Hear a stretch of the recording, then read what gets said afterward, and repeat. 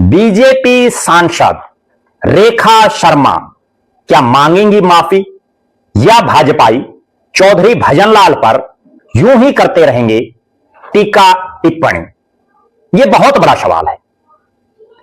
पिछले कुछ एक घंटे से हरियाणा प्रदेश की राजनीति में हर तरफ इसी सवाल की चर्चा है कि हरियाणा का एक ऐसा नेता जो एक साधारण घर में पैदा होकर के प्रदेश की सबसे बड़ी कुर्सी पर ना केवल बैठा बल्कि देश की राजनीति में भी जिसका अपना एक नाम रहा, वो चौधरी भजनलाल, जिनके दो बेटे, एक बेटा फिलहाल कांग्रेस का विधायक पंचकुला से और दूसरे बेटे को ना एमएलए की टिकट मिली ना एमपी की टिकट मिली, लेकिन रहा है फिर भी बीजेपी में, कुलदीप बिश्नोई।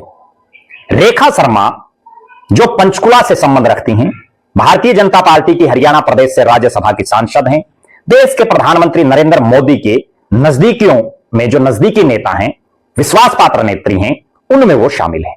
रेखा शर्मा ने एक बयान दिया बीजेपी के पंचकुला से मेयर प्रत्याशी श्यामलाल बंसल के नामांकन से पहले जनसभा में, जिसमें उन्होंने स्पष्ट तौर पर कहा कि इस एरिया में भजनलाल और उनके बेटे चंद्रमोहन की बदमाशी थी, बदमाशी करके उन्होंने इलेक्शन जीते।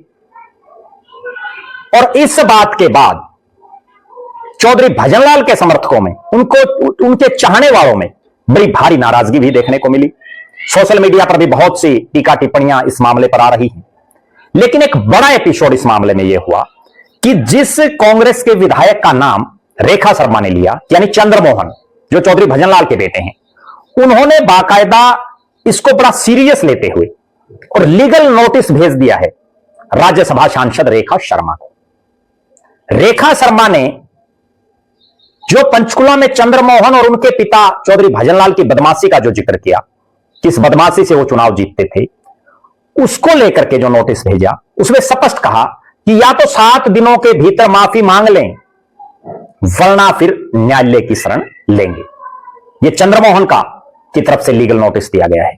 इसके अलावा चंद्रमोहन का बयान भी आया है जिसमें उन्होंने कहा है कि अगर कोई सूर्य देव की तरफ देखकर थूकता है तो थूक उन्हीं के मुंह पर गिरता है। चंद्रमोहन ने सांसद रेखा शर्मा को लीगल नोटिस भेजते हुए 7 दिन के अंदर माफी मांगने को कहा है।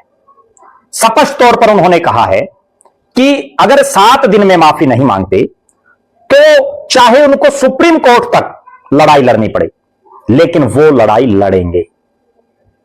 चंद्रमोहन बिश्नोई ने कहा जिसको जितनी अक्ल होती है वो उतनी ही बात करता है। निश्चित रूप से